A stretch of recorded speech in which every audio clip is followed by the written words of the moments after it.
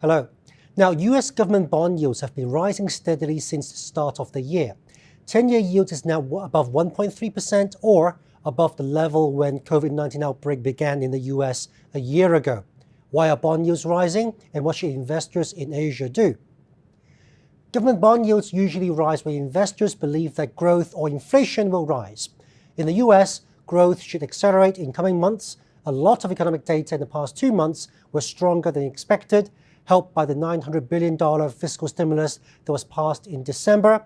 US President Joe Biden is expected to introduce another fiscal package worth around $1.9 trillion. This will help many US families as well as businesses.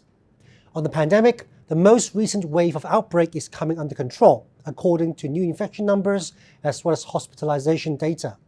Moreover, the US is now making steady progress in vaccinating its population.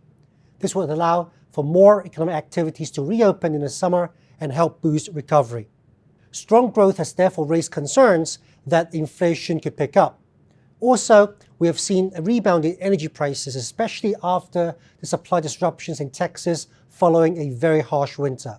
But we think some oil-producing countries, such as Russia, could take advantage of this recovery and raise oil production volume.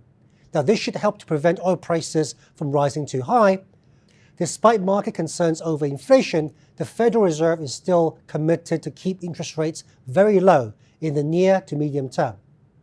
Economic recovery should be good news for US equities, especially for sectors that were badly hit by the pandemic. Hence, investors should broaden their US equity allocation and not just focus solely on technology and healthcare. Fixed income assets with higher yields, such as high-yield corporate debt and emerging market debt, have a bigger buffer to offset the potential price decline due to higher bond yields.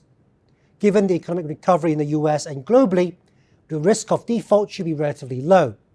The return outlook for government bonds and investment-grade corporate debt is likely to be more challenging, since their low yields may not provide sufficient protection against potential decline in bond prices.